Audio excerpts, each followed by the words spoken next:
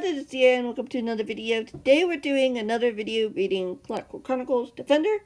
We are reading chapter 9 and 10. Hopefully. We will see. And yeah. I don't have to explain much. If you haven't read the other chapters, you will be spoiled. But if you don't care, by all means. Then again, you are seeing what chapter 8. Yeah.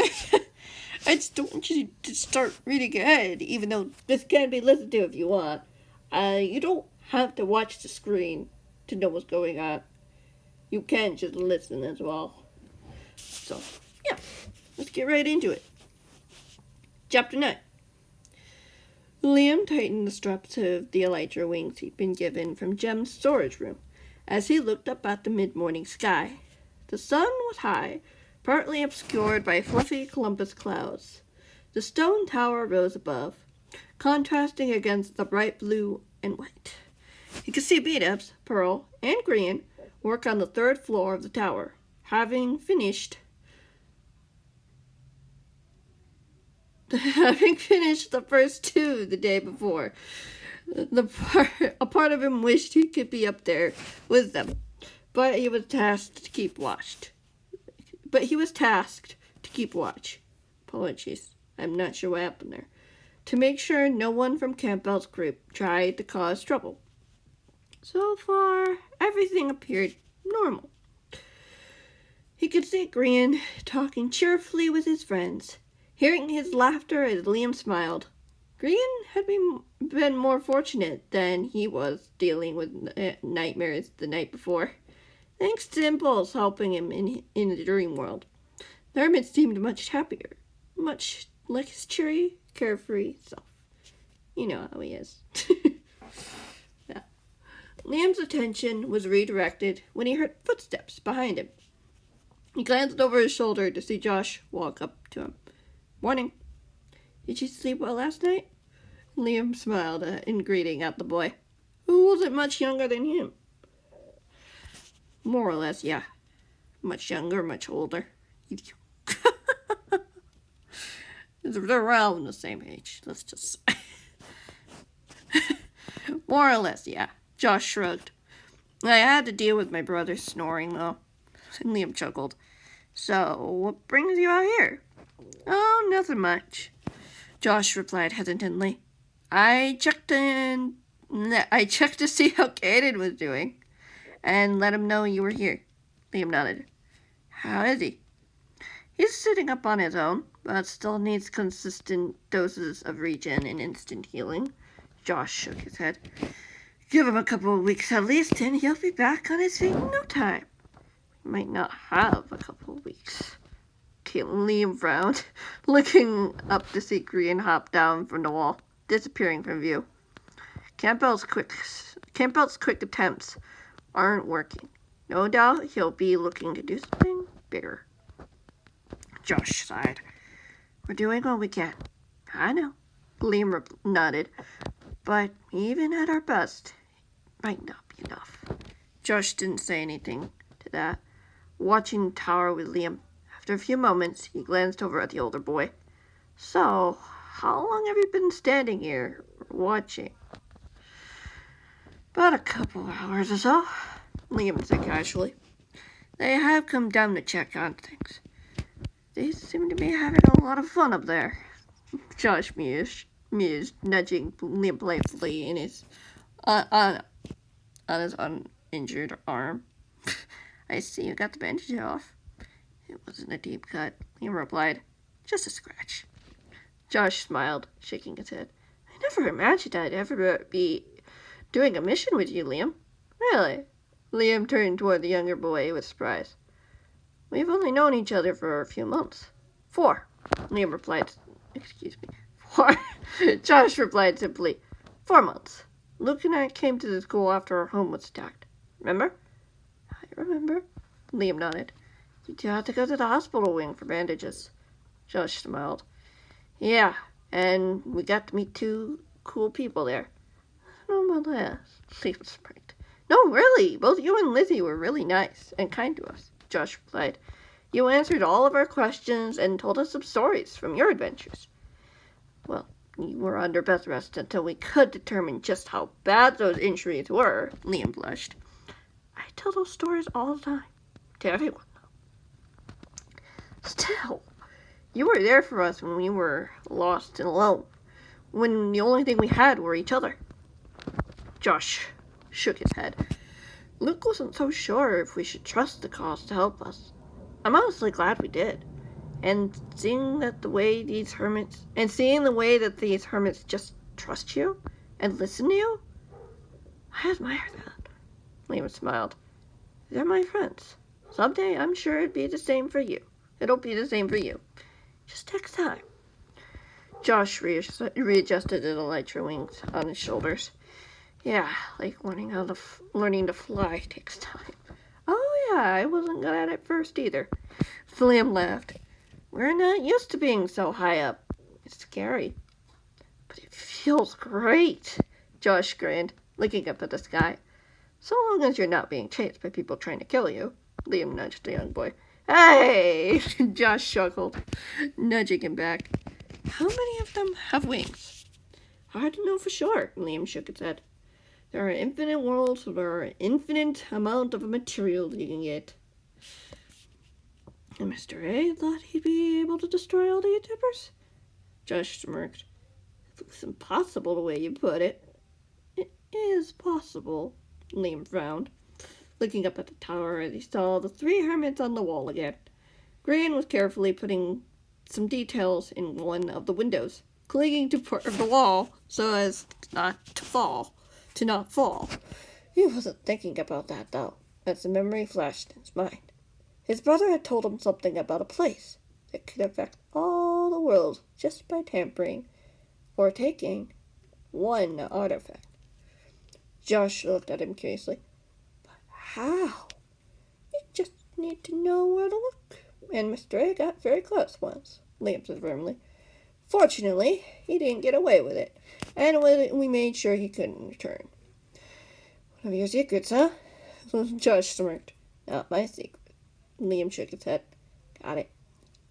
Josh nodded, playing with the grass with his foot. I can watch Green from here if you want to take a break. You're sure? Liam asked hesitantly. I'm sure, Josh said with an air of confidence. I was there when the guy tried to kidnap Green. Remember? It must have been fun, getting wrapped into the chaos almost immediately. Liam snorted. It's how Campbell rolls, so I just go with the flow, Josh said casually. It only means more fun down the line once you know how to push against the current. I can see that, Liam agreed, smiling at the other boy. And your brother? Helping Impulse with some gadgets, Josh replied. Impulse was eager to start showing us how to make these types of tools, in case we needed to make them in the future. Good idea, Liam nodded. And once you know how to do something works, you'll be able to learn how to undo whatever enemies tried to do. Right, Josh sidled up. I didn't think of it like that, but yeah. That's why I like to get all the angles I can. Liam said matter-of-factly. You never know when you might need them. Protecting your charge isn't just about fighting, or watching and waiting. It's about knowing what to do when a situation comes your way, and getting both of you out through it. So no sacrificing yourself for the greater good. Josh tilted his head curiously. If you let yourself be killed and your charge isn't safe, then your enemy will just finish the job. Liam shook his head. If it can be avoided, it should be avoided. But your charge's safety comes first, over yours.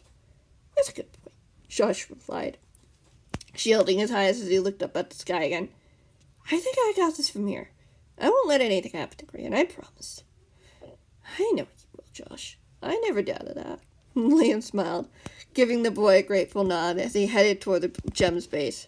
He could hear his stomach growling as he realized he hadn't had breakfast yet as he arrived at the door, pushing it open to step inside. He knew Green was in good hands. It wasn't just Josh keeping an eye on him. Pearl and Beat-Ups were too. They were working together. They had each other's backs. That was one thing he knew Campbell lacked. May be loyal There may be loyalty among his ranks, but was it true loyalty? Each of his men had their reasons for being part of his army. Some made that choice. Others, like Julius, didn't. There were a bare few who were only truly loyal to what Campbell stood for. Chapter 10.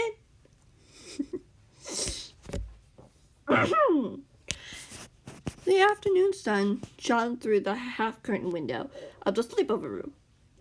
Liam was sitting in the chair next to Scar's bed, a book open on his lap as he scanned the words on the pages.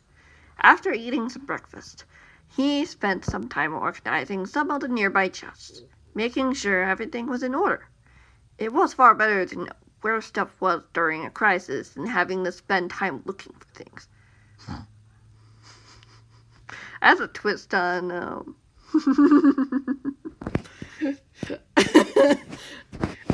that's a twist. The only sounds the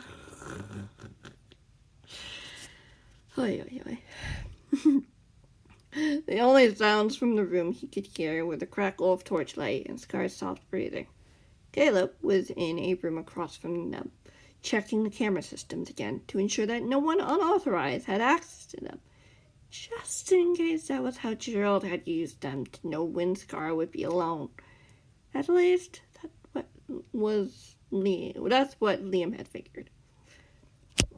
He flipped over to the next page of his book, glancing toward the door. There were no sounds of footsteps, no sign that Eliza or Haley were coming by to check on the hermit. Again, Haley, Eliza, and Caitlin were working together with Jem on something else that the girls hadn't told him about. All he knew is that it was a safe activity. Liam smiled, shaking his head. I suppose this little bit of fun never hurt anyone after everything that had happened. He wouldn't have minded if everyone had come together to share a picnic. Liam's thoughts were redirected when he heard a soft groan beside him. His eyes left the door as he landed on the sleeping hermit next to him. And Scar was curled up in a blanket, Jelly slumbering at one end of the pillow, her tail tickling the hermit's face every time she switched her tail in his direction.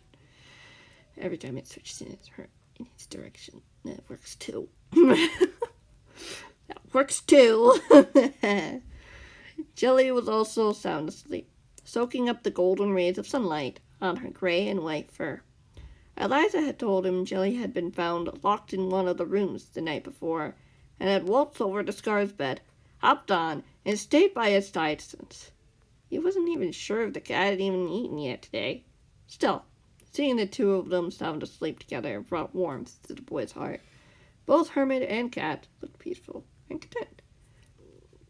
He sighed as he looked away, looking at the words that glowed on the white paper, the sun heightening their contrast. He wasn't far in. It was the same sort of mystery novel with a spin of fantasy and adventure, but it was something to read. I don't know what the refers to. Well, something else. Maybe Stress wrote it. Sam has a point. Reading books while waiting, Liam thought as he smiled. It sure passes the time. Another soft groan reached his ears as he looked over again, in time to see Scar rolling over, his back now facing Jelly. Jelly hadn't seemed to notice. The peaceful expression on Scar's face was slowly starting to shift. Scar pulled the covers up closer as he groaned again, muttering something incoherent under his breath. Liam closed the book, resting his hands on the cover as he waited. Was Scar having a nightmare? Or was he just starting to stir? I won't do it. You can't make me. Scar muttered, his voice clearer now. Liam slowly rose, taking the few steps necessary to stand at the hermit's bedside. You won't get away with this, Scar, Liam said softly, kneeling so that he could see his friend's face better. Scar's eyebrows were knit together in concern. What was the pain? There was a few beads of sweat on the hermit's forehead. Liam frowned, putting a hand on the hermit's shoulder. You're not having a bad dream, are you? No, please. Scar groaned, trying to brush the boy's hand away. I can't. Liam gently shook Scar by the shoulder, starting to hear soft whimpers escaping Dharma's lips. Scar, it's me. You need to wake up. Liam? Scar groaned, his eyes starting to flutter. A smile formed on his face. I'm here. You're safe. Liam encouraged with a smile. Scar fully opened his eyes, looking up at the boy, with tears forming in his bright green eyes. When did you get here? Scar asked softly, slowly sitting up, careful not to disturb the sleeping feline beside him as he wiped the sleepers from his eyes. No more than a day, Liam said cheerfully. How are you feeling? Are you in any pain? No, not really. Scar sighed, letting out a yawn as he looked out at the window. Where is everyone? We're preparing for a battle. We're preparing for battle, Liam said calmly. Campbell's up to something big, and we need to be ready when he shows up. Gerald? Scar's eyes widened as concern filled his expression. Was that the dog? I think it was the dog. He won't be hurting anyone anytime soon, Liam assured him. He's gone. Gone? Scar asked mystically. He won't be coming back. Liam nodded. Scar looked down at his blanket before shaking his head. It just happened so fast. He was there. He attacked Caleb, throwing him out the window. Wait, he threw Caleb out the window? Liam's eyes widened with alarm. Gerald stole a potion of strength before we arrived. Hermit smiled weakly. I heard Caleb scream, and then Gerald tried to go after Eliza and me. I couldn't let him hurt her too. Liam put a hand on the hermit's shoulder and smiled. I know you wouldn't. He came at me so fast. I couldn't get away once he knocked my chair over. He glanced over at his repaired wheelchair Impulse had brought in that morning. He wanted me to pay. Told me no one would be coming to help me. Oh, he was wrong, Liam said calmly. Yes. Scar nodded, his voice barely a whisper as he wiped tears from his eyes. That doesn't mean I was any less terrified. Trust me, you weren't the only one. Liam wrapped his arm around the hermit. Gerald's hurt and frightened a lot of people. He was relentless. Scar sniffed and nodded. I don't regret what I did to help my friends. I know. Liam pulled him into a hug. Gerald was powerful, but he can't hurt you now. He can't hurt any of us now. What about Campbell? Scar leaned against the boy, comforted by his gesture.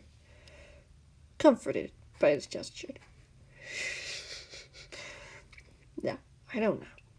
But he'll retaliate. I'm here to make sure he doesn't get away with it, Liam said matter-of-factly. A few scars weren't enough for him, were they? Scar sighed softly. The bad ones seemed to always want more, Liam shook his head. Campbell's even targeting his people to get what he wants. To hurt Rose. So he hasn't won. Scar looked up at the boy hopefully. Not yet, Liam replied, letting the hermit rest his head on Liam's shoulder. You're brave, facing Gerald, even when the odds were against you. Me? Scar raised an eyebrow. Liam stated. You fought for what mattered most to you, the safety of your friends, for yourself. He did that while knowing Gerald was there to hurt you. Not just hurt me, Scar whispered. He wanted to kill me. Make me suffer slowly and agonizingly. I'm keeping that way. Alone. I don't have to read his mind to know that. You're safe now, and your friends are too, Liam reassured him gently. I'm here to help, to protect my friends. You saved me from my bad dream. Scar chuckled, pulling away with a smile. It's been playing on and off all night long. Liam frowned. You must have hit it well. Scar grinned. I didn't want to worry anyone. He pushed his blankets back and gestured for the chair. I'm glad you're here. Can you grab my chair for me? I feel up to seeing what everyone else is doing. I can. Liam nodded, pushing the chair closer to the bed, letting Scar climb in with a groan.